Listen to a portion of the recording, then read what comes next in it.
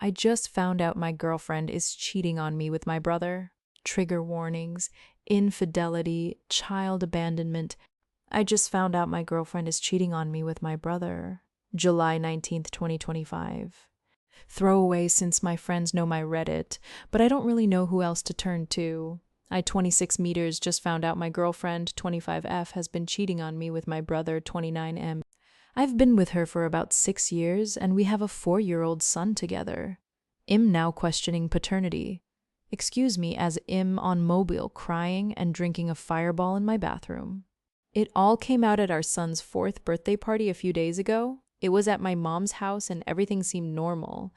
I was playing with my son and wanted to take a few photos, so I went inside to grab my phone and I heard my girlfriend giggling down the hall behind a closed door. I realized I haven't seen her in maybe 20 to 30 minutes, so I was wondering if she was with someone or just on the phone. I went back to the party to grab a slice of cake to surprise her.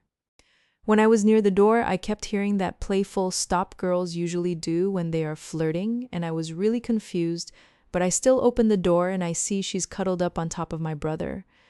He was in his boxers and her makeup looked smudged and her shirt was on the floor.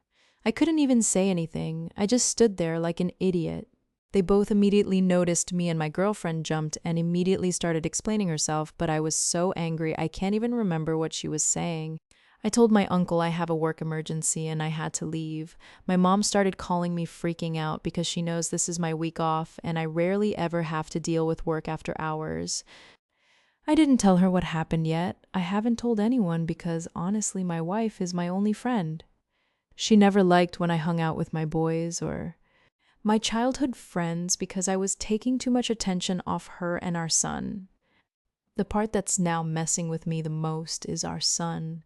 I know this might be a huge reach and I might just be angry, but ever since my son was born, there has been a running joke among my family that my son looks like my brother. I kind of saw it, but always dismissed it because I trusted my wife and I knew she wouldn't do anything like that to me. My brother has always been the one to start the joke and my girlfriend would always laugh.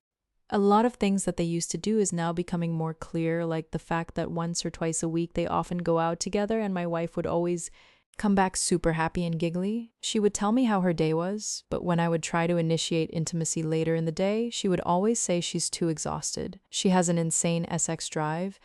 I am spiraling and I have no one in my life to turn to. My phone has been absolutely blowing up with messages from both my girlfriend, her trash friends, and my brother, but I can't even bring myself to read them. I am spiraling and I don't know what to do anymore. I feel like the life I have dreamt of as a kid is completely ruined and I feel too old to restart my life is over. Update 1, it's 12:28, and I've read all comments and working on responding. Thank you so much for the support and the 2 awesome guys who DM'd me about their experiences. Before the update, I want to answer a few questions. Wife or girlfriend? She's was my girlfriend. When she gave birth to our son, I gave her a temporary ring and promised her I would marry her when I settle my college debt. I haven't called her my girlfriend in years. I introduced her as my future wife. I'm sorry for adding that in the post and causing confusion. I was so broken typing it and kept thinking how she was supposed to be my wife in less than a year. Why didn't you confront them and tell everyone? My body completely froze and I shut down. It's easier said than done. Isn't it weird they joke about it? Wouldn't they want to keep it a secret? I don't know how to answer this. When my family or my brother would joke about it, I'd always get uncomfortable and shut it off. She didn't let you have friends? It's a little more complicated than that. She would often, now am aware it's gaslighting, but am still in denial that I seem like I prioritize my friends over her and our son due to that fact. After work, I would quickly come home, shower, play with our son a little before bedtime, and run back out to a bar or event with my friends. I don't think I've actually hung out with any of my friends in a few months. All I do is talk to online friends occasionally. My friends all drifted away a little bit when I kept using the wife, girlfriend doesn't want me outside excuse. She was gone for so long and no one noticed. And how were they so comfortable to be almost completely naked? When my girlfriend left during my son opening gifts, she said she was having bad cramps, so she was going to lay down for a bit. I don't have an excuse for my brother because I don't know. And as for the naked part, I wish I knew. For the actual update, I have replied to my girlfriend. I told her we can talk in the morning, and she immediately started spam calling me, but I ignored all of them and kept it short with her. As for my brother, I simply just told him if he died, nothing in my life would change. My brother and I have never been particularly close, but he was still considered my best friend. He helped us out when my girlfriend was going through PP and gave me the bro talk when she was diagnosed with many mental disorders. I feel absolutely disgusted that I let him get that close to us, and I feel even more stupid for not noticing the most blatantly obvious red flags. I'm unable to afford a lawyer. Most of my savings would be wiped. I have never had to deal with legal stuff, so all I've been doing is searching cheap lawyers on Google. A part of me still wants her to be my official wife, and I have been looking at pictures of our son and trying to convince myself that he looks like me, but it's getting so much harder. I am so broken, and I have nothing else. If he's not my son, I don't know what I'll do with myself.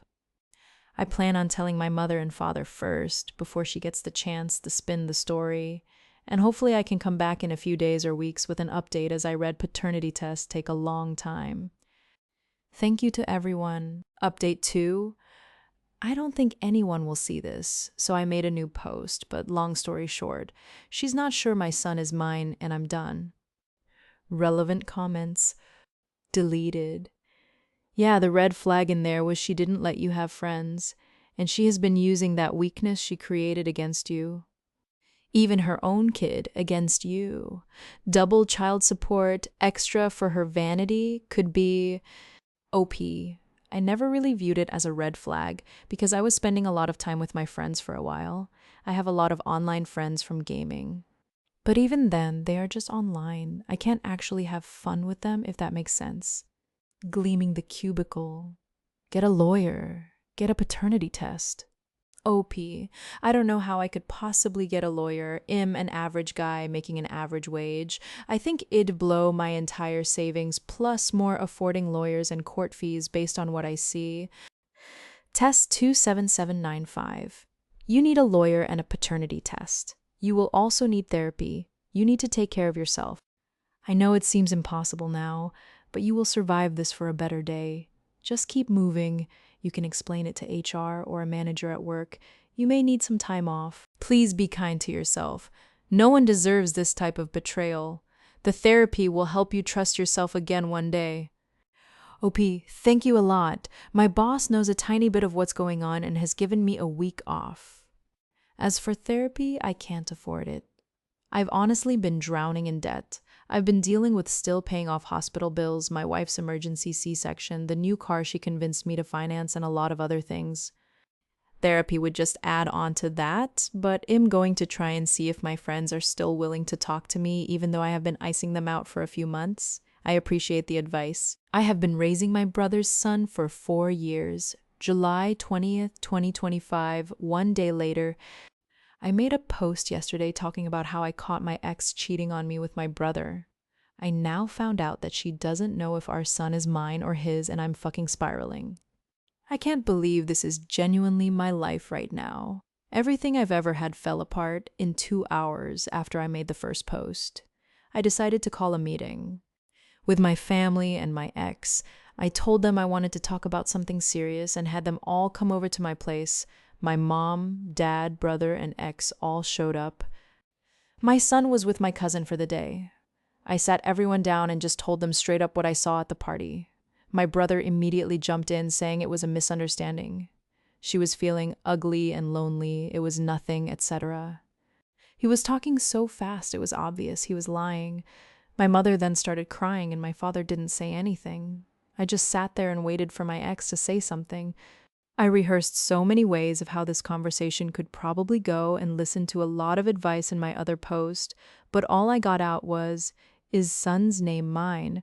All she could fucking say was, "I don't know," and started crying. My heart dropped. I asked how long it's been going on, and she said it started around the time we were trying for a baby, so basically since the beginning. I have basically been raising my nephew for 4 years. I can't get into much detail at this point because I barely remember what happened. All I remember is both me and my brother on the floor, and we are both bloody.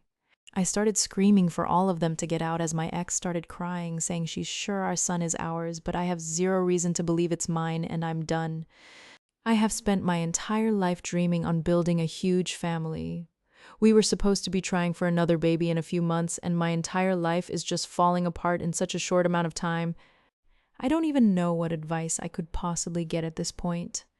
I've already made an appointment for a paternity test against her wishes, but I can't even think right now. My life is done and over with. Relevant comments? Cocoa Almonds Rock. Step 1. Get a paternity test. Step 2. Don't wait. Call a lawyer on Monday and start the divorce process. Step 3. Mute your STBX and trashy brother. Don't block them. You may need their messages. Block any family member who says you should forgive or be the bigger person. Step 4. Get your ducks in a row. Spend not another night in the same place where she is. Separate your finances. If you have a house whose name is on the deed, what about vehicles? Figure out where you will live. Listen to your lawyer. Step 5. Figure out what you're going to do if you are not the biological father. Hate to tell you, but you're legally responsible for financial support. Since you know who the father is, if it's not you, talk to your lawyer about whether you can sue your brother to oblivion. Heroism forever? First, your life isn't done and over with. As hard as it is to see in this moment, you aren't too old either. You're still very young, the beginning of adulthood still. With that said, reach out to local lawyers like others suggested. No contact, but don't block family and her. Get tests to verify if it's your child or not. You don't know anything for sure about the child. If it is yours, he's yours still, and you will regret not being there if you try cutting him out too. No drugs, no drinks. Don't let the courts use anything against you in your upcoming case and divorce. And again, I cannot reiterate enough, your life is not over. You slammed into the rock bottom hard, but life isn't over. You will rebound, and your future self and future family and potentially your current child will be thankful you didn't give up. Many have rebounded much later in life than you. You can recover and have a future too. Deleted update on August 21, 2025. I didn't think I'd ever come back to do an update, but I feel like I owe it to everyone. This is just a continuation of events. Everything is on my page. It's been a month and a half since I found out the truth, and I honestly didn't think things could get any worse, but they did. The DNA test came back, and my son isn't mine. I felt like my whole chest collapsed when I read it. I sat in my car holding that paper until the sun went down, and I couldn't even drive home.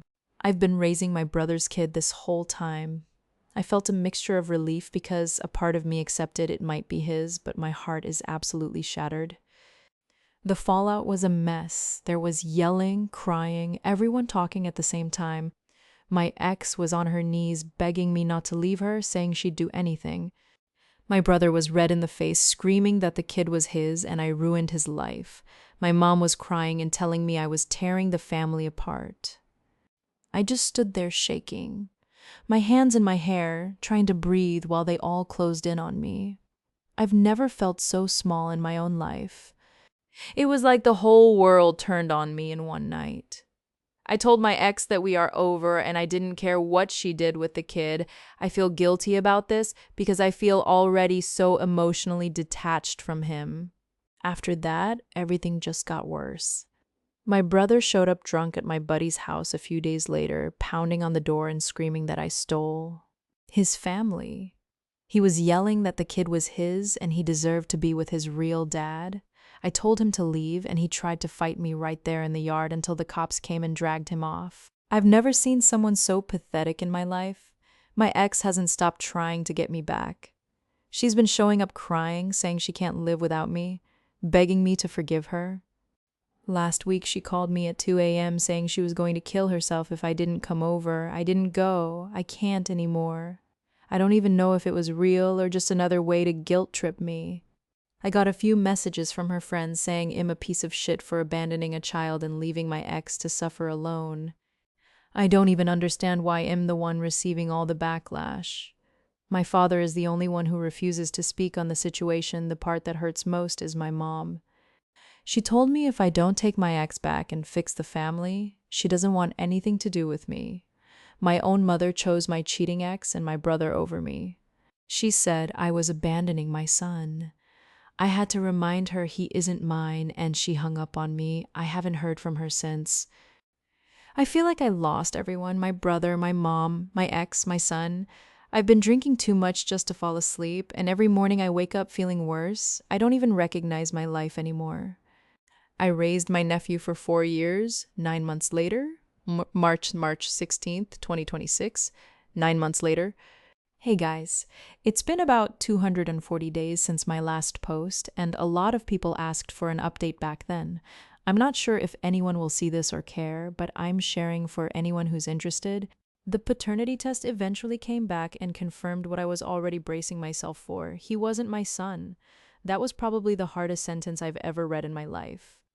For a long time, I didn't even know what to do with that information. I had spent 4 years raising him, building my entire identity around being his dad, and then suddenly that reality just stopped existing. I wish I could be cool and say I crashed out and tore everyone's life apart. But sadly, this is real life. I didn't do anything. I couldn't do anything but cry. I have been getting extreme hate for this decision despite raising him for 4 years. But I'm not interested in staying in his life and have not seen him in 7 months. It's been hard. It's disgusting and selfish of me to abandon a little child like that. But every time I looked at him, all I saw was my brother's face. It got to the point where I was having disgusting thoughts of hurting the kid, so I eventually had to get myself voluntarily admitted for 72 hours due to how scary those thoughts were, which led me to not seeing him again. My brother disappeared and refused to step up. He won't claim the kid, won't help, nothing. Last I heard, he basically denies responsibility whenever it comes up. That alone told me a lot about the kind of person he is, and I don't have a brother anymore as far as I'm concerned. There has been absolutely zero communication between us. My parents chose to keep trying to fix the family and push forgiveness instead of holding anyone accountable. They kept inviting me to dinners with him, telling me blood is blood, and saying I should move on for the sake of peace. Eventually, I realized they cared more about pretending things were normal than what actually happened to me. I cut them off completely. Haven't spoken to them in months, and honestly, my life has been quieter because of it. Not to demonize religion, but both of my parents are hardcore Christians and often try to upkeep looks for their church. They have told them a watered down version of events, but I truly cannot care enough to get the real story out to them. As for my ex, she's basically couch surfing now. Friends' places, relatives, wherever she can stay temporarily. I don't really keep tabs on her, but that's what I hear through mutual people. I don't hate her the way I did in the beginning anymore. Mostly I just feel nothing. After the paternity test, I completely ghosted her. She came with her parents to pack all of her stuff together while I, admittedly an asshole move, was on the couch watching To Catch a Cheated. Jubal stories are BS, but funny lol on full volume. Didn't look or talk to her once. I have last heard she is constantly jumping relationships in and out of hospitals and keeps fighting for my brother to come back. What kind of hurts about that is, after the paternity test, everyone seemed more gravitated towards my brother stepping up instead of seeing if I was okay. My ex only bombarded me with hateful messages before I blocked her. No apologizes, lack of sympathy, just nothing. I do not know where she is now. My life now is simple. I wish I could say my life bloomed. I found love, found a great job, but sadly, I'm still at the same boring job I had when I wrote the original post. The only difference is I got promoted to a position that's, I guess, okay, nothing glamorous, but it pays a bit more and keeps me busy. Routine ended up being one of the only things that helped me stabilize. Mentally, I'm still repairing myself. The first few months were brutal. Therapy helped a lot. So did time, even though everyone hates hearing that. I still think about the kid sometimes, and that part will probably always hurt, but the constant spiral I was in back then isn't my daily reality anymore. This will likely be the last ever update, but thank you, Reddit, for being there for me. Relevant comments. Puzzle-headed tap 4484. I feel for you, OP, but I really feel bad for that kid. He's an innocent party in all this. A crappy mom who's couch surfacing with a child, a biological dad who never stepped up. A dad he knew all his life that ghosted him due to paternity, but I get it and do understand why, and his life imploded. Hopefully, the grandparents have given him a stable life. I'm glad you're in therapy, and I hope it helps you move on from this terrible chapter in your life. Hopefully, with time, you're able to start living your life again and find happiness again. Congrats on the promotion.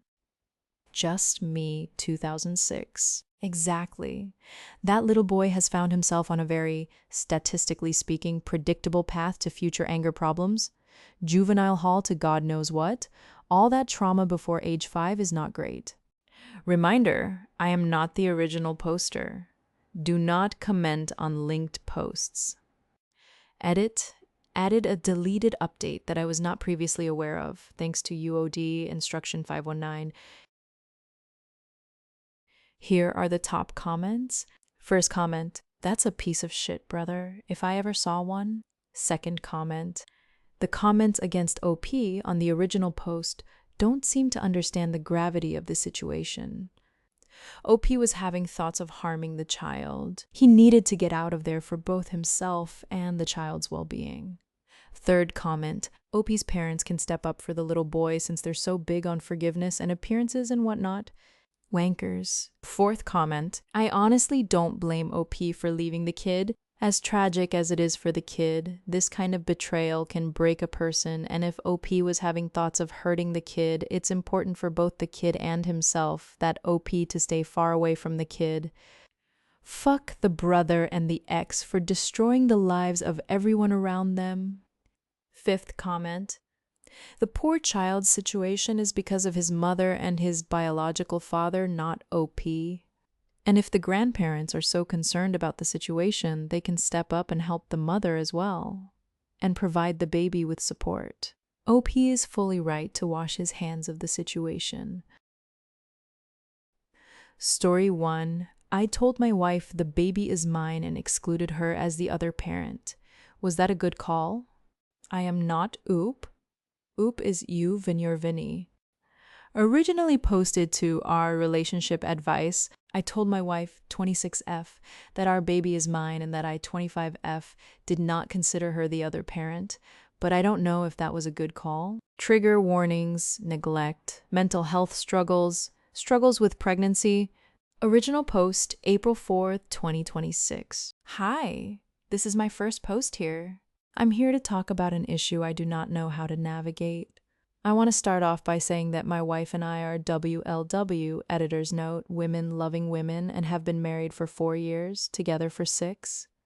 Our relationship was perfect, or as perfect as relationships can be. We are fine financially, which in this economy feels like a blessing, have a decent house and have work schedules that align with each other, and yes, we were incredibly affectionate towards each other, so around 6 months ago, we went through with IVF, and I'm currently carrying our daughter. But around the same time, my wife got a promotion at the company we both worked for, and it consumed her life. I'm not being dramatic. I understand the stress of a new position, and I did my best at home to make sure she would come home to a nice house, home-cooked dinners and lunches to take to work, but nothing has seemed good enough. I noticed around a month into her new position, she was coming home later and later, often staying well past dinner time, so I would work my schedule around her in that regard so that she would always have a meal to come home to. But it felt like she stopped seeing me. Her entire life has been consumed by her work, and I'm worried. I know this behavior isn't healthy. It's been 6 months since she received her new position, and things have gotten so bad that I feel like a shadow in my own home. To make matters worse, I've been struggling with the pregnancy, yet she doesn't seem to care. I try to talk to her, ask her about her day, and I'm met with dry answers, or some nights she's home well into the evening when I'm already asleep, so we don't talk at all. I feel discarded. It's weird to miss someone with whom you still share a bed with. Now to the issue at hand. Yesterday when she came home from work at 11 p.m., yes, 11 p.m., she caught me upstairs crying because 1, I'm pregnant, and 2, it feels like my wife hates me. She just stared at me blankly, then asked why I was crying, and I lost it. I spilled everything. I told her how her negligence was making me feel. I didn't. Yell just cried while she stood awkwardly in the doorway. She responded by saying I was being ungrateful because she was providing for our family and our daughter, and in the heat of the moment, I told her that the baby was my daughter, not hers, as she had not been involved in the entire pregnancy. She never went to any appointments past the IVF ones, skipped our small gender reveal, and hasn't even tried being there for me while I'm slowly getting sicker by the day. So this reaction felt justified. I was not trying to be ungrateful. I just feel so unloved, unattractive, and like I'm not doing enough to win her attention. I'm grateful that she works so hard. I just miss her so much. I don't think we've even kissed in weeks. She left the room without another word, and I can't help but feel like I've messed everything up. All I wanted was my wife to come home, not this hollow workaholic she has turned into. She left for work early this morning, hasn't called or texted, and to be honest, I'm scared that anything I say will make things worse. I don't want to divorce her, but I can't imagine raising a child with this woman anymore. I know posting here probably isn't a good call. I'm just so tired, and my therapist has no openings for another week. I'm not angry. I'm worried that she is falling down a path that I cannot help her with. Please give any advice you can. I want to be seen again.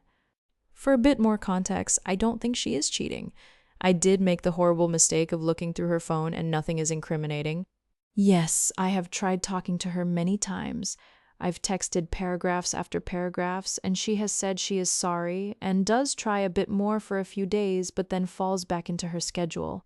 Quickly adding something as I realized I forgot to add a tiny bit of context. The child has no genetic ties to me. I am carrying her egg. We decided this was the most viable option for us, as then we are both included in the process. By me saying you are not this child's parent, I did not mean it because of genetic ties. I meant it because she has not shown up for us. And yes, I regret saying it. Relevant comments. Commenter 1. Is it possible that her decision to take a promotion and throw herself into her work is her reaction to the stress fear of becoming a parent? I know you say you're comfortable financially, but a child brings a whole new level of financial and general stress. She may be feeling a bit panicked, and this is how she is responding. I'm not saying how she is acting is good or bad, just saying she may also be struggling and coping in a way that makes sense to her. Regardless, it sounds like you guys need to find a way to communicate with each other and come to a shared understanding and a path forward. Oop, I guess I never really thought of this. I know she is struggling, but I didn't consider that maybe she was withdrawing from the stress of parenthood. Commenter 2. You've been holding this in for way too long, so let's face it. A blow-up was bound to happen. You have more than a right to be feeling the way you are and needing more, especially being pregnant. But that was a crossed line to say it's your baby, not hers. Like you will owe her a big-ass apology for that, in my opinion. I can't imagine how devastated I'd be in that situation. You need to start sitting her down and telling her how you feel instead of blowing up on her. Regularly asking for compromise, and if you really can't imagine being with her anymore, then that's okay too. But I'd wait until getting back in with your therapist. Being pregnant and alone is hard. I was in a LDR for the first half of mine, so I get it. But the hormones do add a lot to it and escalate everything. Just don't end things until you're for sure it's what you want. Oop, I appreciate this comment. I know I crossed a line. I didn't mean it maliciously. I said it because she has shown not to care about our child. As I mentioned, she's never been to a single appointment. I know it's silly, but I wanted her to bond with our child while she is in my womb. I'm going to apologize when she gets home. Thank you. Commenter 3. That about the most malicious thing you could have said. I'm sure you regret it, but can you honestly say you didn't mean it maliciously? You knew it would wound her deeply. Oop, I truly didn't. I was upset, so much so, and she called me ungrateful for wanting attention. She is the other parent to this child. In reality, I would never take that from her. I just wish she put her wife and daughter over her work, at least once. The clinic is not even 10 minutes from her work, and she has missed every milestone appointment. Commenter 4. Maybe she's jealous or resentful that you're the one carrying the baby. Oop, I don't think that's it. She made it really clear she does not want to be pregnant and that it's a fear of hers. Was Oop's wife having second thoughts about being a parent and if finances are an issue to be concerned about? Oop, it was actually her idea. And not a spur of the moment thing either. We discussed this for over 18 months and she always seemed so excited. I really hate to think that she would be having second thoughts the second we actually conceived. She's always wanted a family. We shared that dream together. As for financials, we are more than well off, which is something I'm incredibly grateful for. Her working situation is coming solely because of her drive. I do not believe it is finance related. She's on her way home though, so I guess we'll find out. What is Oop's wife's job? Oop, I can't say exactly, but it's a high corporate position in a rather large company. I work in marketing at the same company. Commenter 5. Did you do reciprocal IVF with your baby genetically being your wife's egg, or donor sperm with your egg? Could affect custody issues. Also, if you plan to divorce before or after the baby is born. If you used your own egg and divorced before the baby is born, that would be the strongest case for full custody. Oop, thank you for asking. I just added this to my post. Yes, we did reciprocal IVF. I do not plan for a divorce unless she asks for that. Then I will respect her wishes. I know I'm in the wrong here. Commenter 6. How much were you both communicating throughout your entire pregnancy? It seems like you've been hurting a lot, and your wife missed a lot of milestones that felt important to you. Did your wife feel the same way?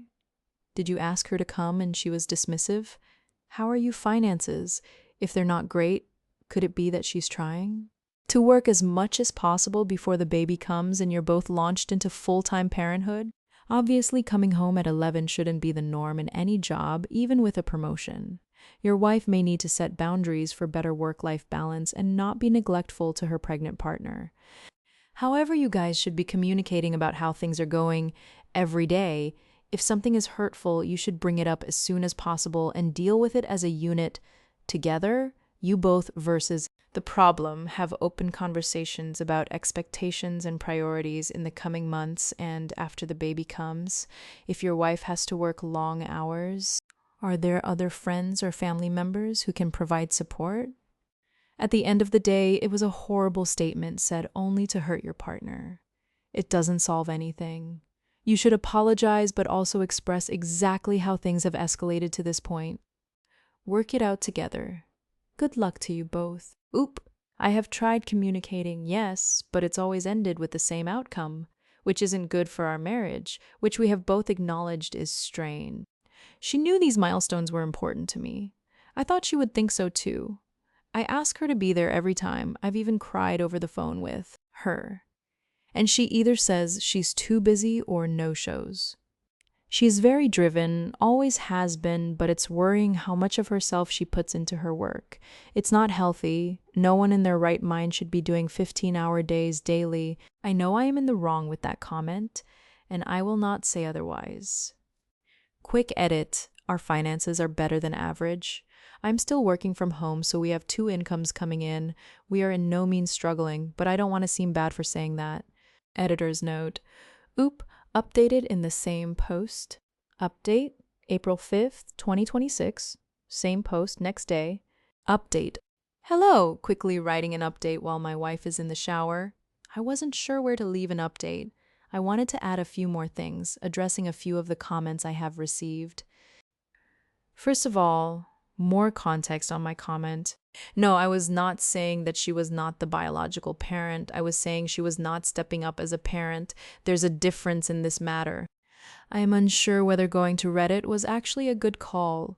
The amount of homophobic remarks I got, which, mind you, were completely unrelated to this topic, was unfathomable. Though I got a giggle out of one comment saying, "Why did you choose to marry a woman?" To which I replied, "Women are hot. Need I say more?" I was also baffled. Almost every comment pointed out the fact that this is a LLW relationship. Yes, I understand because the variables change, but some comments just felt like they were mentioning it to mention it. Anyways, thank you for all the advice. I had pre-written a script to say to my wife when I got home so that I didn't say anything wrong or leave anything out. My wife came home early, which was surprising, but I was caught off guard. She beat me to the "we need to talk" declaration, and we sat down in our bedroom. I spoke first, using advice from the comments. I told her I was sorry and that the comments I said were immature, and I explained that I felt like I was alone in this ordeal and that all I wanted was to feel loved again, and that I was worried things would remain like this after our daughter is born. I talked to her about her workload and how I was worried that maybe this was becoming a much larger issue for her mentally. She was silent for a long moment after I spoke, before explaining that the reason she walked out after my comment wasn't because she was angry. Yes, she said the comment stung, but she explained how it was like a wake-up call in her head. Some of you were right, but some of you were oh so wrong. In her head, the promotion she received mattered a lot to her socially. She was expected to take it when she actually was comfortable in her old position. Saying no could have impacted her greatly and possibly put a dent in her relationships with her bosses. And that was when she tried to say, "I'll need to think about this." They had already taken that as a yes, as the position was greatly needed and the company was struggling without someone in this position. The workload was so much that she was getting migraines at night, which is why she was either snappy or just didn't want to talk. By this point, she was crying. She said that she regretted everything. Now, seeing this in a new light, she apologized over and over, and she even told me she has delegated 50% of her workload to other people so that she can be home earlier. She has also told me she wants to look into getting a therapist to better manage her stress. Of course, I'm happy with this fact. She also admitted she was worried, even opened up to me for the first time, that she was scared of being like her own parents and that she didn't want our daughter to live as she did. And with that, she subconsciously pulled away. I told her that she needed to communicate these things and that I was still upset with her lack of understanding of that fact. I feel more at ease, but I'm not completely sold, as I'm already so used to being without her that the idea of being with her feels foreign. But for now, I'm just glad she finally understands how I feel. And I finally got that kiss. Thank you for listening. Relevant comments. Commenter 1. Here's the funny thing. I'll bet that delegation actually improves the management opinion of the job she does. If you are in a position to delegate, that is what you should do. Oop. Let's say I got the debrief from her. Colleagues were not impressed, but she's already come home with color on her face, so I see it as a win. Commenter 2. It's nice to arrive here after the update. I'm glad you two spoke. I definitely recommend couples therapy, though. Oop, yep. We've booked a few appointments. Do not comment in linked posts or message. Oops, Boru rule number 7. This is a repost sub. I am not oop. Here are the top comments. First comment. Ugh. I previously dated a workaholic for a few years. It's rough not ever being prioritized. I hope it works out for them, but my experience was it was never just the overworking that's the problem. There were other things going on under the surface that lead to the overwork. Second comment. I think people were being harsh on OP. Of course, it really wasn't a cool thing to say, but it needed to be said. She was utterly alone in the pregnancy and bending over backwards for someone who was neglecting her. It was exactly the kind of wake-up call her wife needed, and I thought that before I read the update. Third comment. Oop, crying and texting paragraphs about her feelings and begging wife to come to doctor appointments weren't a wake-up call, but a single comment that hurt wife's fifis did the trick. Fourth comment, I would be angry and resentful if she did not attend a single appointment. Even attending just one would be understandable. As someone else said, she may feel the pressure is on to provide extra. Unfortunately, promotions can change a person and not in a good way in my experience. I hope for you character-wise she will stay the same woman as she was a few months ago. Fifth comment, I'm disturbed by the fact she got so many venomous homophobic comments.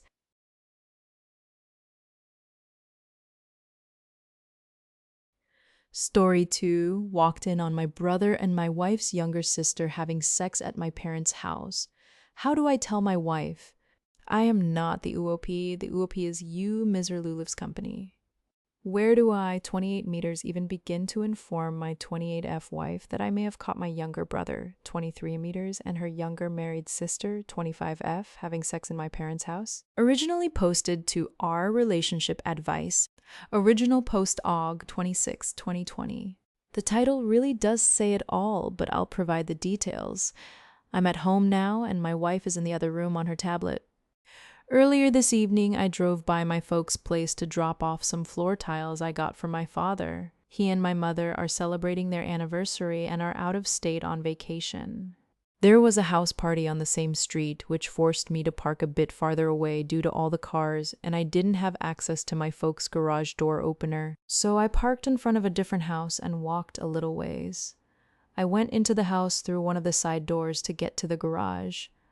When I got into the house, I was immediately struck by the sounds of sex. I was grossed out and confused at first, thinking it was my parents. They're both in their 60s. Before that image could settle, I glanced through the door in the house that connects to the garage, and my brother's car was parked there. He doesn't live with my parents. For a second, I thought, okay, this is creepy. He took a date back to my folks' place, but I reasoned it was because he has a messy apartment. Not wanting to cause a scene or ruin his fun, I ducked out, thinking I'll come back tomorrow. On my way back to my car, I noticed that the car parked in front of mine actually belongs to my sister-in-law. I hadn't seen her in that house, and I have no idea what she sounds like during sex. All I know is that her car was there. My folks moved here later in life, so I'm not super familiar with their neighbors, but there is a chance Syl was at the house party. She is a married woman with 2 kids. I haven't said anything to my wife yet. Part of me wants to keep my mouth shut and pretend I saw nothing, and the other part knows I ought to tell my wife. What the heck do I do? Irrelevant comments.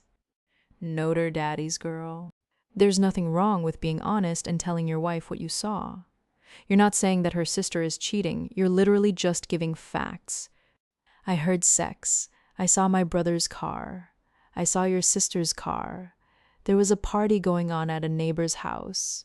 Your sister could be with my brother, or she could be at the party. Ooh, I've decided to do as someone suggested and drive by my folks tomorrow around the same time and see if the car is there.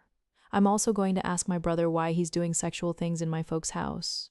I'm then going to ask him directly if it was her, because her car was there based on his answers and how truthful I think he's being. I'll tell my wife about it. No sense in embarrassing my brother too much if he just had a random girl at the house. The first 12, when you're by the house, call your sister-in-law, see what happens. Either that or stay in your car and see who leaves the house. Oop, it's a different day now. If I drive down there and her car is still there, it's obviously cheating. Edit. I know the truth now, but it won't let me update for 24 more hours. Update? Reddit OG 28 2020, 2 days later. Well, I had the day off today, and it was still gnawing at me. To catch everybody up, I had gone by my parents' house yesterday to drop off some floor tiles. My brother, who does not live with them, had his car in their garage, and there were sounds of 2 people having sex. Not to interrupt and cause embarrassment, I left without saying anything. My sister-in-law's car was parked on the street, but there was a house party, so she may have been there. Well, today I went to drop off the tiles, and neither car was there. I neglected to mention any of this to my wife and decided to just talk to my brother first to see what was going on. As he's not there, I figured I'd go pick up a case of beer and drive over to see him, making up a story about being in the neighborhood. As I'm on the way to do this, I get a call from my wife, who sounds a little distraught. She informs me that she just got off the phone with her sister and that she's apparently getting divorced. Syl and her husband actually haven't been living in the same apartment for about a week now. Hearing this, I expected her to tell me that Syl got caught cheating, but it was actually the opposite. The guy I thought I would be helping, well, it turns out he's been having a 6-month-long affair with their kid's former preschool teacher. Syl had been despairing for a week about having to tell anyone about this because she's ashamed of it, so I breathed a sigh of relief, knowing that if I had stumbled on what I did, at least there was no real wrongdoing there. I still kept it from my wife and opted to talk to my brother. I don't usually show up out of the blue, so he was a little anxious that I was there. I told him about me and what I heard, and he apologized profusely. I then asked him about Syl's car, and he got quiet. Well, it turns out Syl wasn't telling my wife the whole truth. Apparently, Syl has known about her husband's affair for several months now, but didn't confront him until just recently. While worrying about who to talk to about all this, she bumped into my brother at a gas station. He told me that she basically broke down crying over it. And for the last few months, he's been letting her confide in him, and he's kept quiet about it. They next started meeting up and having coffee together. And as my brother has depression, he was recommending a few good therapists. There was never any major flirting in their meetups. They actually talked about their kids. My brother has a daughter from a previous relationship, so he talked about her. Syl's husband, who did not know about the affair having been discovered, began to grow suspicious of my brother and asked what's going on with his wife.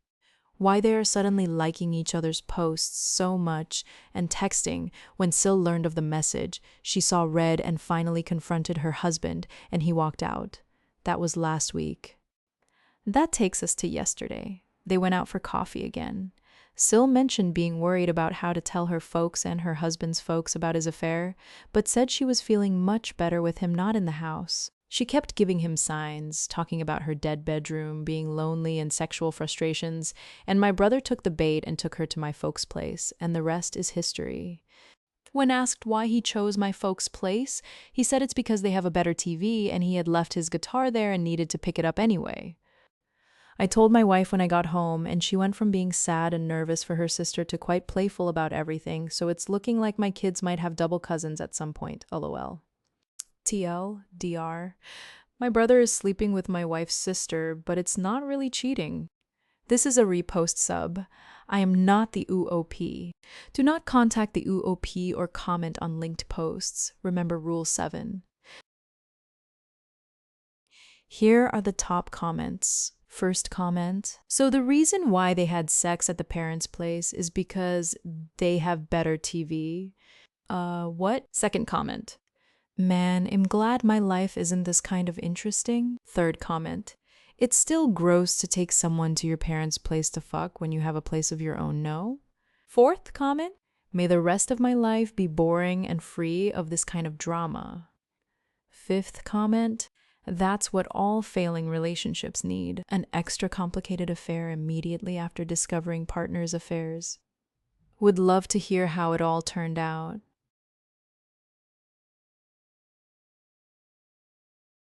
Story 3, caught as an Instagram mistress, my colleague's downfall, and my dilemma to help. I am not the oop oop is you friend. My friend, work colleague 23F got caught as an Instagram mistress and has lost friends fired from her job. She wants me to help her. I feel like she deserves it. Trigger warning, slut shaming, ostracization, mentions of financial exploitation. Original post July 15th, 2016. My friend, who I will refer to as Joanne, and I have been friends since we were at university together.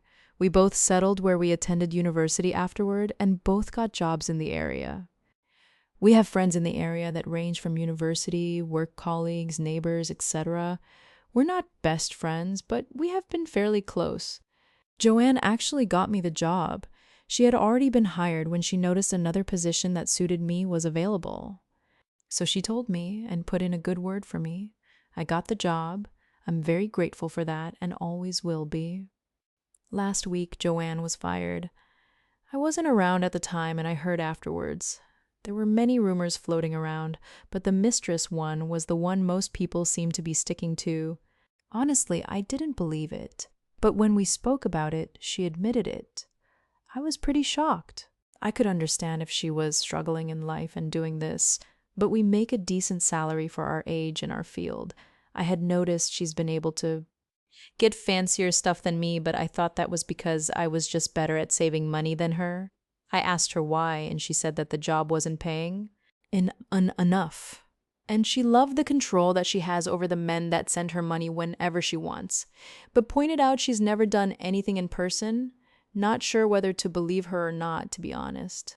Our friends found out about this. Some didn't really care, some were harsh, and some have just stopped talking to her. Now, I'm not going to do that because even though I don't necessarily agree with her choices, she's still my friend. However, the problem this has caused is Joanne wants me to help convince our friends that it isn't the big deal and to help her get her job back, conveniently bringing up how she helped me get the job. Now I'm stuck. The friends who have decided to cut her off, I see it as their choice to make. They saw this as a deal breaker for the friendship, and that's not something I want to interfere in. They're grown adults, and I don't want to go to them and try to convince them who they are friends with. Also, even though she did help me get the job, I also don't want to jeopardize my own career because I think she has messed up and got greedy for whatever reason I'll never understand.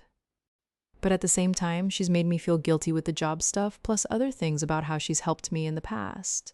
I'm pretty conflicted, really. TLDR, my friend, work colleague got caught being an Instagram mistress who got guys to be her money slaves while uploading adult content. She wants me to help her mend her relationship with the friends who have cut her off, and to help her get her job since she helped me get mine. I don't really feel bad for her, but I feel like I owe her. Edit: an Instagram mistress is normally a financial dominatrix who uses Instagram to offer her services. Second edit: she was fired because she was uploading explicit photos and videos to the Instagram page. Some of them were apparently while she was at work. Editor's note: OOP links to a now 16-year-old post about someone recovering from financial domination. Third edit: I found this to explain why some of our friends have such a problem with it. Or Levant comments: when told it sounds like her friend is a sugar baby, she's not a sugar baby. An Instagram mistress is someone who is a financial dominatrix over Instagram. She humiliates guys and controls their finances from what I understand, and they have to do as she says or she punishes them. I haven't personally seen the page, but there are numerous X-rated photos and videos on it. It has to do with her job because it looks bad for the business that someone connected with it is basically doing porn, especially since she has to meet potential clients a lot. I don't necessarily agree with the decision to fire her over it, but I can see where the bosses are coming from. Also, there were videos, flouse that were clearly taken at word, all secondhand information, but she didn't deny it when I brought it up. Pogue ethics, okay? Seems like you have two issues here. One is work and her being fired. The other is about your friends ignoring her. Work-wise, she should absolutely be fired for uploading naked pictures at work. I'm sure it's against several work policies. There's nothing you could do to help the situation for her. You can only help yourself by not saying anything about it at work. As for the friends, it doesn't matter. People have a lot of different preferences. If it were me, I wouldn't care, and I definitely wouldn't let it get in the way of a friendship. However, again, I don't think there's anything you can do to help the situation. It sounds like your friends already decided. Maybe they will come around, but not by you bugging them. Oop. Thank you for actually responding to me and wanting to help give me advice. I've been getting annoyed at how many people are going off on tangents and talking about stuff to either just be nosy or just be judgmental about either side of the story. Your post is what I've been looking for, and it gives me a lot to think about. So once again, sincerely thank you for your help. 1 through 0, she should have lost her job because you should know that you don't do that stuff at work. As for friends, I don't see what the big deal is. The way I feel is we're all parties consenting adults, then it's not my business how you make your money. Oop! While I agree with the consenting adults part, one of my friends when I said this to her told me, so are two people who are cheating but the husband-wife isn't, which I can understand. Update July 16th, 2016, next day. I would just like to say thank you to the people who actually gave advice and didn't just criticize one of the parties involved or get on my back about it. I'm from England, and this has developed overnight after a night out. First, I would just like to clarify something. In my original post, I said that I felt she deserved what happened to her and people got on my back about it. I didn't explain it properly, but my thoughts were that she has got a job she has wanted since she was a teenager and called it her dream job, that she could advance up the ladder for years to come since she was lucky enough to get it straight out of university. I think she deserved it because she should have known that if she got caught, she was gone, especially since she had her own face on the page. I don't really think she deserves to lose all her friends, but they have completely different deal breakers to me, so I can understand their stance regarding it. I went out to a bar with some friends. I had spoken to Joanne earlier, and she seemed upset. So I felt like I would get to the bottom of why the hostility toward her. The main reasons given by the group were Joanne had a very good job that she has wanted for years, and she has thrown it away for either sexual fantasies, greed, or both. They say this wasn't really a big deal, but it was a factor. That they wouldn't care if she was just a dominatrix, as they have done stuff like that in the past with their boyfriends not being actual paid dominatrices. It is the fact that her Instagram page was encouraging people to bankrupt themselves for her and encouraging married men to make her their priority over their wives, kids, from what she titled her photos, videos. They wouldn't speak to her if she was cheating with a married guy and could understand if she didn't know that they were married, but actively seeking them out as her primary clients. They thought it was disgusting, even if she was just playing a role.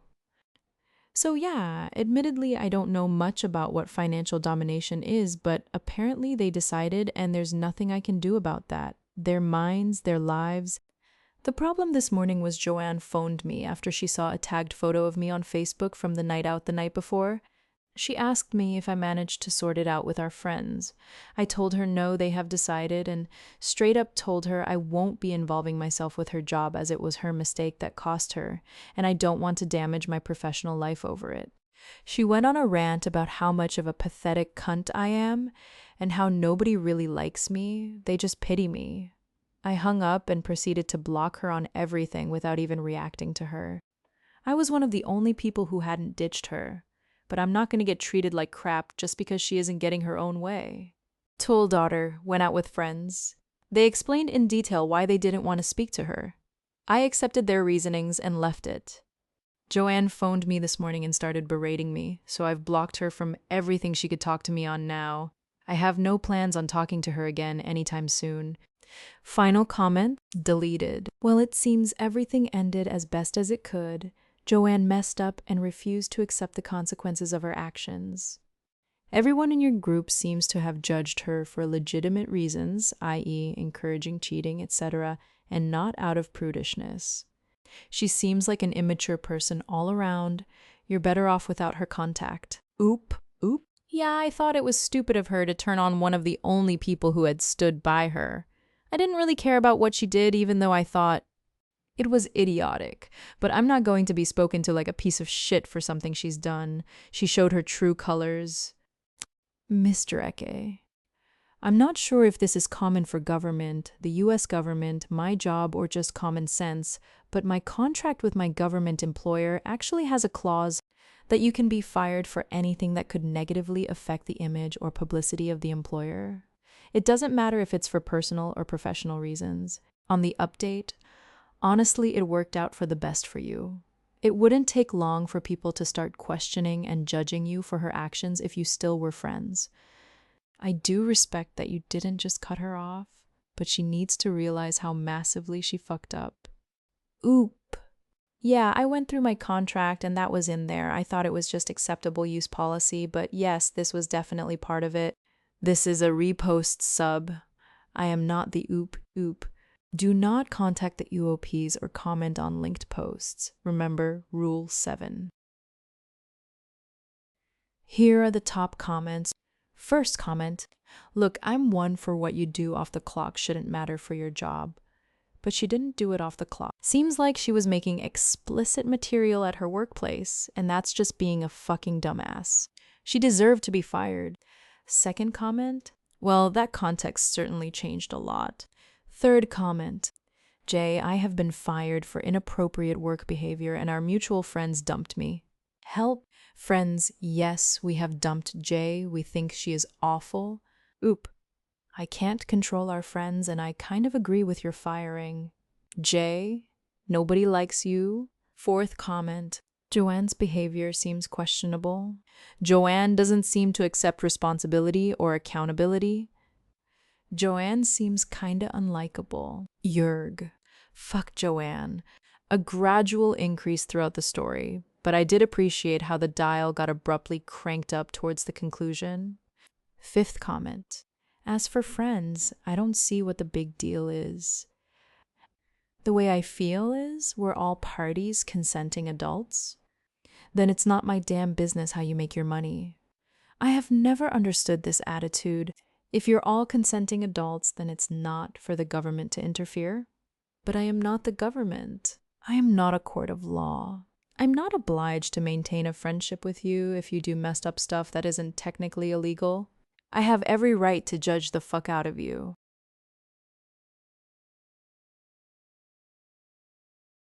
Story 4, ex-wife's boyfriend is abusing my kids. Custody hearing isn't until after I'm supposed to return them. I am not OOP. OOP is you trust down. Originally posted to UE Legal Advice. My ex-wife's boyfriend is abusing my kids and the custody hearing isn't until after I'm supposed to bring them back. Thanks to you, Ariane, here for the suggestion, trigger warnings, vivid descriptions of child abuse, deception, and attempted fraud, gaslighting. Original post, March 27th, 2018. Michigan, USA. I just had the most horrific day of my life on Friday. I found out my ex-wife's boyfriend has been beating our children 7 and 10. I split up from my wife about 6 months ago, and she started seeing someone seriously about a month after that. 3 or 4 weeks ago, he unofficially moved in. I never liked him, but I never had reason to believe he was violent. My custody arrangement is such that I get the kids for a week, then she gets the kids for a week, back and forth. I didn't try to sue for full custody at any time because this is totally unprecedented and I've never known her to be an unfit parent. Raising the children had nothing to do with why we split up, and nothing related to anger, violence, or general carelessness. Friday night, she dropped the kids off, and as usual, she barely made eye contact or spoke to me. I tried to organize an amicable split for the kids' sake, and it went well at first. Then, after the papers were signed and assets divided, she wasn't having it. So usually the routine when she drops the kids off on Fridays around 7 o'clock or whenever they finish dinner is we watch the game or play some video games, get a jump start on weekend homework, and then head to bed. My younger son was really despondent when she dropped him off, and my older was hyper and fidgety. Unlike both of them, usually they're perfectly well-tempered. If anything, my younger son is normally the fidgety one. He has ADHD, and I've never seen him as still and effectless as that day. I asked if everything was okay, and they said yes. So the boys head up to shower, then go to their room to change, and I come in to say goodnight and see my younger son's back and chest are covered in bruises. I was half paying attention at first and only caught a glimpse, checking my email and catching it out of the corner of my eye. I asked him to take his shirt off and he panicked. Not like them at all. I was still helping this one in the bath until earlier in the year, and they both would walk around in their boxers all day if we let them. So that raised a flag right away. To make a long story short, he was covered in bruises on top. I had to step out of the room for a second because I didn't want to break down in front of him, and his legs had prominent lacerations and welts. I asked him what happened, and he kept telling me he fell. He was definitely coached because he hasn't lied to me that blatantly since he was like 4. I didn't want to press him. My older son finally told me in private what happened. Younger son did poorly on some test and ex's boyfriend whipped him with a belt. When he cried, the boyfriend just started wailing on him because men don't cry. I'm shuddering even typing that last part. It is the exact opposite of everything I and my ex had been teaching them their whole lives. And the most traumatic part to both of them was not even the violence of the boyfriend, but that my ex was sitting in the room and did nothing. Without going into detail, because I would just get too upset, this was not an isolated incident, just the first time he left noticeable marks. He'd been hitting both of them, the younger one much more frequently and aggressively than the older one, and told them if they said anything they'd never see their mother again because she would lose custody. And my ex backed him on this. I haven't let on to my ex at all, because I don't want her to know before I can get to court and sue for full custody. I took photos of every injury. I am so livid. I don't know if I'm more mad at him for attacking my children, my ex for not doing anything, or myself for not putting the pieces together sooner and doing a deeper dive into the man living with my kids. I contacted a lawyer that next morning, but he said since the guy technically doesn't live with them, we might not be able to take custody from my ex. He kept his apartment, but according to the kids, he brought a bunch of boxes with clothes over 3 or 4 weeks ago and has stayed over every night since. He also said once my wife catches wind of my suit that she might just take out a restraining order on the guy and swear they're broken up while still seeing him on the side once she keeps custody. Knowing that it isn't certain I'll win full custody, it's taking all I have to not load them into a car, change our names, and never come back. Is there anything else I can do in the meantime? My lawyer says at the end of the week I'll have no choice but to send them back to her house. Our court date isn't until Wednesday of next week. They've barely slept the last 2 days. The younger one is afraid to sleep alone and keeps getting into bed with his brother, who is so guilt-ridden he didn't do anything to stop it or speak up sooner than he just gets into bed with me and cries all night. They're both in counseling starting 2 days from now. I did not see this coming at all. My ex-wife was so against violence. She wouldn't even kill a spider in the kitchen and spend hours trapping it in a glass to release. She found out a teacher had yelled at one of our kids and had a meeting with the principal the same day. It has occurred to me this man is abusing her too, and she's under some sort of spell with him and needs help of her own. Once it affects my kids, I don't care about her problems. Only they matter. There is no excuse that will justify her sitting and watching a grown man brutalize my 7-year-old. So basically, what do I do when the end of the week comes and I'm supposed to give them back? I don't want to be charged with kidnapping. However, I'm not bringing them back even if I'm mandated to. Update. He's up and we're on our way to the hospital. I'm having both kids examined just to remain on the safe side. I called CPS and said I'm bringing the kids to the hospital and I'm scared to return them to their mother's care. Fingers crossed. Update number 2. My lawyer came to me before I could go to him and told me he worried he didn't have the kind of experience for this case. He's a neighbor who was doing this for almost no money out of the goodness of his heart and connected me to a lawyer with experience in these cases in family court who is also being very generous with her rates. In the meantime, my ex-wife arrived out of nowhere to try and take the kids back. I saw her standing at our door pounding and shouting as I pulled back up from meeting with the lawyer.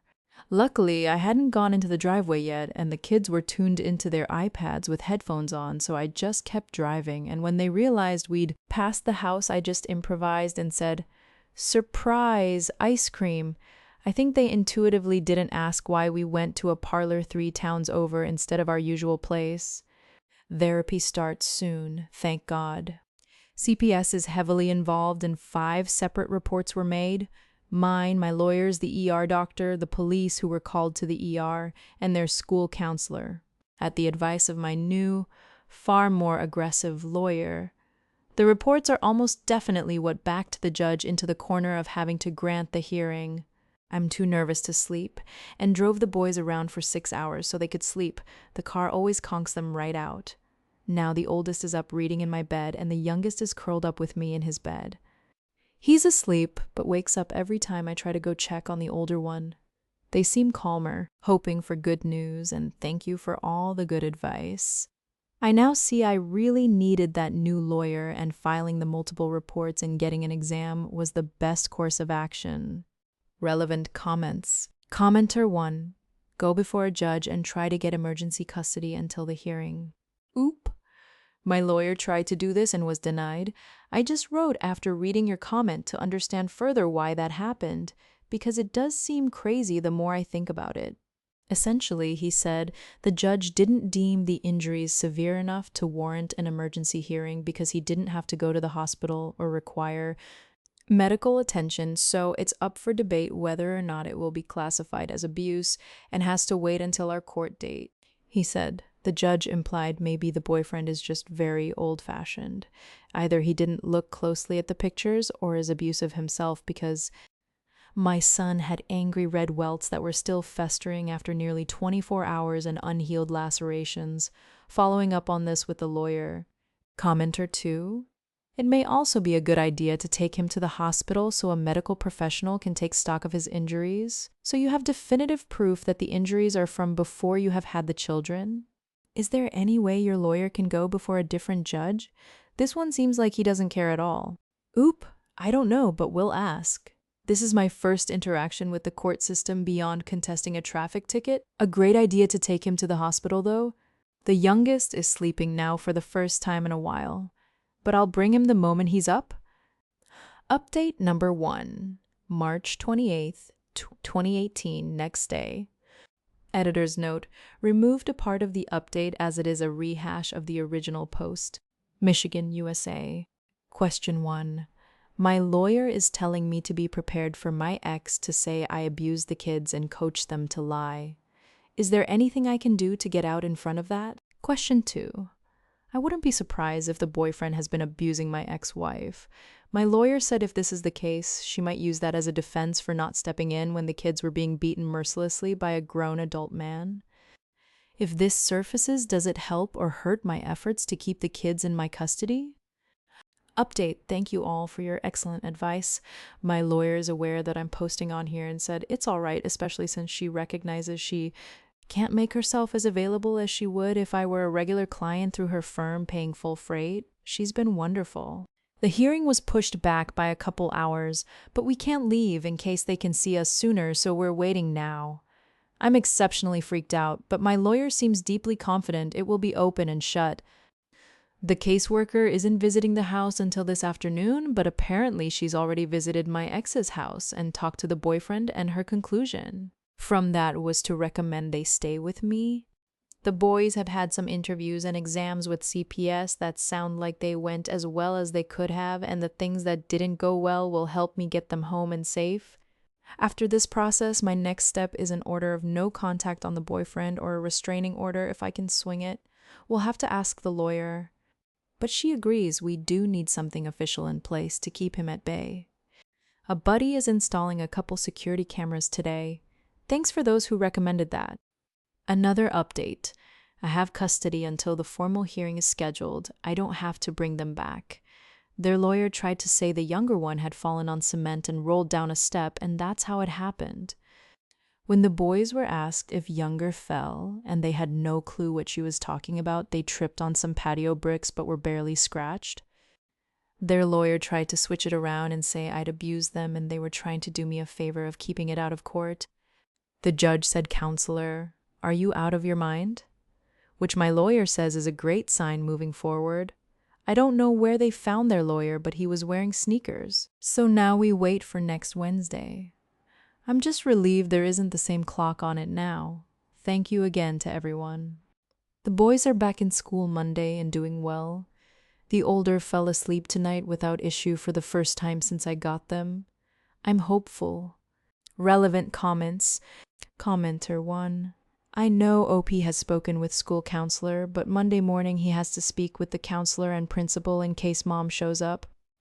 I'm not sure if the school can prevent her from speaking to the kids or signing them out, but OP needs to be informed if she steps on school grounds. Oop! The school is aware, both for the boys' well-being as they cope with everything that's happened and also for security reasons. I called the principal and have been assured they'll show her face at a meeting on Monday, so everybody on campus will be aware of her.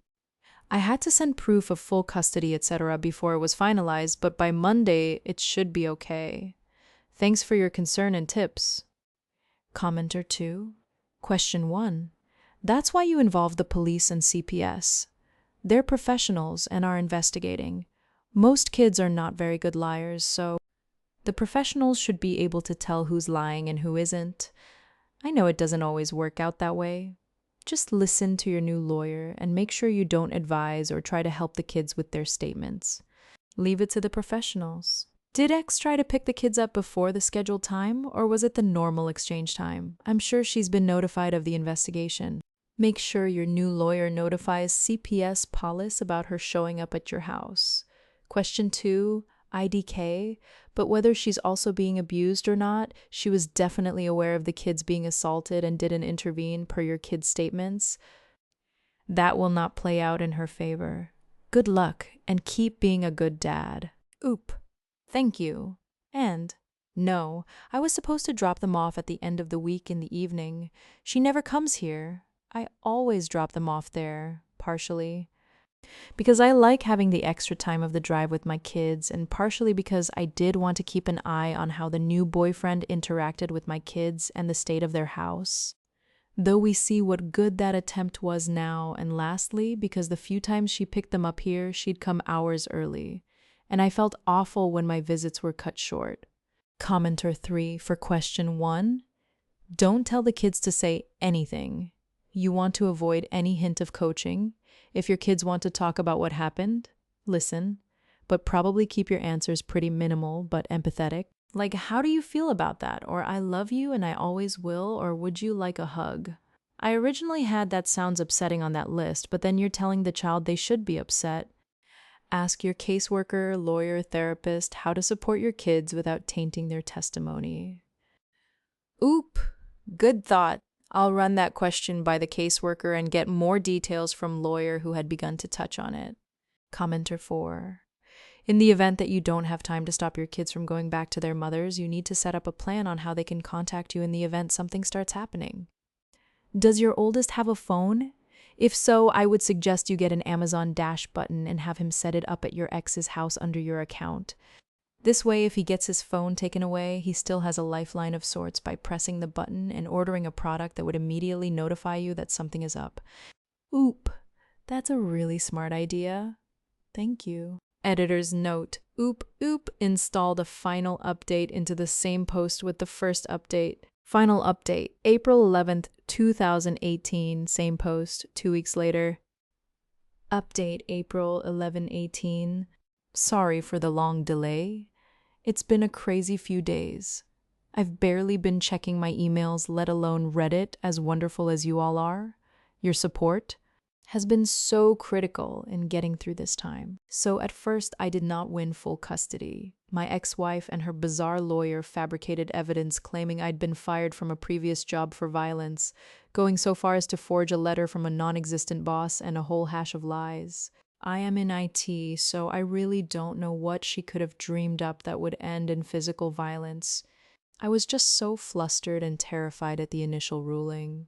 My lawyer hadn't seen the fake papers and was a complete shark, not allowing anyone to even leave the courtroom before she understood the reasoning behind the ruling. Once it came to light, there was some sort of evidence she hadn't seen. She really dug in, and at the end of the day, I got full custody with my ex getting limited supervised visits provided the boyfriend is nowhere in sight, and the chance to come back and get more visits if she can demonstrate the boyfriend is no longer living in the house or would ever be around the kids. The other good news is it seems like the only plus to Icky Sneaker's lawyer is that he is helping her seek some counseling for whatever trauma she personally experienced. My lawyer is following up with seeing anyone responsible for misconduct, including the judge, is dealt with appropriately. I have the kids now, that's all that matters. They're still in school in her town where I lived with her when we were married, and the end of the year is close. But next year I'm going to move them to my district. It's all on her now. All that matters is the boys are home. Editor's note, oop, did not leave any comments in this update here.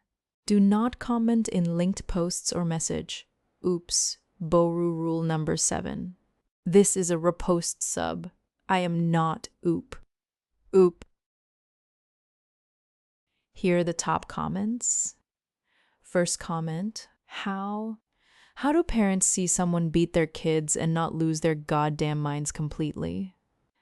Second comment, and that is why a good lawyer is worth their money. It's expensive, but it's going to cost a lot more than just money if you try to wing it in a courtroom. Third comment, the fact she experienced trauma and still acted like this really makes me worry she's one of those awful people who has decided to sacrifice her kids so she can keep a man around. Fourth comment, thank God. He found a better lawyer and listened to people telling him to get mandated reporters involved. What an absolute pathetic excuse for a mother. Even worse, that she tried to fabricate evidence their father was responsible after she sat there and watched her shitty boyfriend do it. Also the judge going, maybe he's just old-fashioned. Ugh, turns my stomach. Fifth comment, OMG, those poor kids. Thank God Dad got custody over them. I wonder how they are doing now 8 years later.